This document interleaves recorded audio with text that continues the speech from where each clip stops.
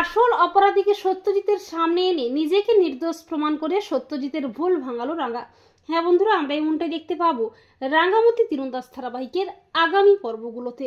বৃন্দা চক্রান্ত করে একলব্যের জীবনটাকে নরক করে দেওয়ার জন্য, আর একলব্য নিজের অজান্তে বৃন্দার পাতা ফাঁদে পা দিয়ে ফেলে। অপরদিকে রাঙ্গা তার দাদাকে নিয়ে একাডেমির পাশের একটা পাড়ায় আশ্রয় নেয়। তবে সত্যজিৎ ও তার পুলিশ টিম গোটা পাড়াটাকে ঘিরে ফেলে, কিন্তু রাঙ্গা নিজেকে নির্দোষ প্রমাণ করার জন্য পুলিশের চোখ এড়িয়ে তার জঙ্গলের গ্রামে যায়। গ্রামে গিয়ে রাঙ্গা দেখতে পায় তার দাদা সত্যি কথাই বলেছিল। কয়েকজন গুন্ডা লোকজনেরা গ্রামের মেয়ে বউ অসহায় মানুষদের দিকে বন্দুক তাক করে আছে। রাঙ্গা তাদের আচ্ছা করে তীর দিয়ে সাহায্য করে জানতে পারে উৎপলই হলো এই চক্রান্তের মাথা। এরপর উৎপলকে খুঁজে বের করে তাকে আচ্ছা করে সাহায্য করে তার ঘাড় চেপে জানতে পারে বৃন্দাই চক্রান্ত করে তাকে দিয়ে এসব কাজ করিয়েছে।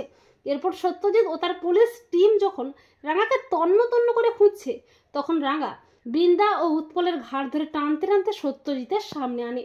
রাঙ্গা বলে, সত্যজিৎ স্যার, আসল অপরাধী গুলানকে তোর সামনে এনেছিলে, ওরা এবার নিজের মুখে ওদের সমস্ত অন্যায়েরও স্বীকার করবে, আর এটাও তুই জানতে পারবি রাঙ্গামতি নির্দোষ।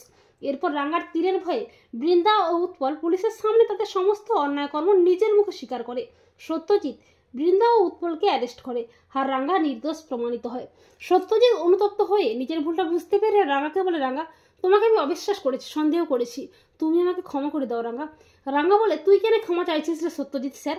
তুই পুলিশ অফিসার, তোর কাজই তো অপরাধীদের শাস্তি দেওয়া। কিন্তু সত্যজিৎ স্যার, তুই সবসময় এটাও মনে রাখবি যে শত্রুরা কিন্তু ভালো মানুষের মুখোশ পরে ঘুরে বেড়াচ্ছে তোর আশেপাশে, তুই তাদের ধরতে পারছিস না।